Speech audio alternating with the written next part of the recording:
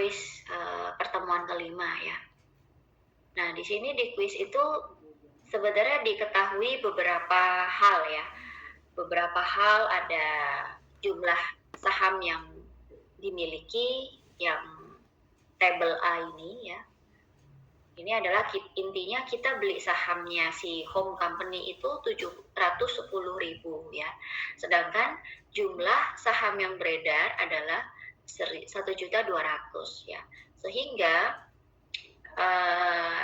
persentase kepemilikannya itu adalah 59% ya. Didapat dari 710 ini dibagi dengan 1.200.000 ya. Nah, hal yang sama kalian lakukan terhadap entitas-entitas lain yang sahamnya kalian beli ya. Jadi kita tahu ada yang Town Company itu kita punyanya 23%, Coffee Company 31%, Squid Company 13%, dan City Company 8%. Nah, gunanya apa sih persentase kepemilikan ini ya? Gunanya itu untuk kita mengetahui nanti kita jurnalnya tuh pakai metode apa? Apakah ini pakai metode equity ya, equity yang dikonsol, jadi kita nggak perlu menjurnal dividen, nggak perlu jurnal absorb income, nggak perlu jurnal fair value, atau seperti apa ya. Persentase ini menentukan kategorinya ya. Nah, kategorinya didapat dari mana? Itu kalian bisa dapat dari, saya bisa refer ke sini.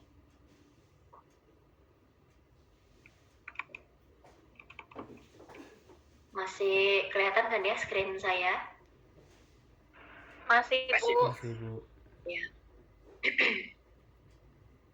Nah, ini bergunanya untuk persentase tadi untuk kalian tahu ini tuh masuknya sebagai kategori apa ya. Kalau tadi kita punyanya itu kurang dari 20%, maka nanti bisa dihitung dengan menggunakan valuasi fair value ya. Dan kita juga mesti tahu ini masuknya trading apa non trading ya. Jadi kalau kita punya sahamnya itu kurang dari 20%, nanti kita perlu menjurnal unrealized ya, unrealized holding gain loss, atau namanya fair value journal ya, fair value valuation lah gitu ya.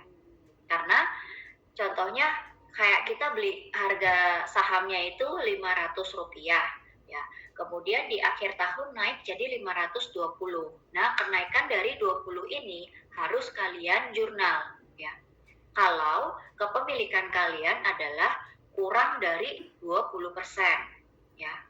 Terkondisikannya khusus untuk yang kita punya sahamnya kurang dari 20%. Kita harus adjust kenaikan Rp20 tadi ya. Kemudian bedanya apa antara klasifikasi trading sama non trading? Kalau trading nanti di postingnya ke jurnal unrealized-nya itu nanti masuk ke akun profit and loss ya. Sedangkan kalau yang non trading nanti recognize-nya di sisi ekuitas ya, OCI, Other Comprehensive Income, OCI ya.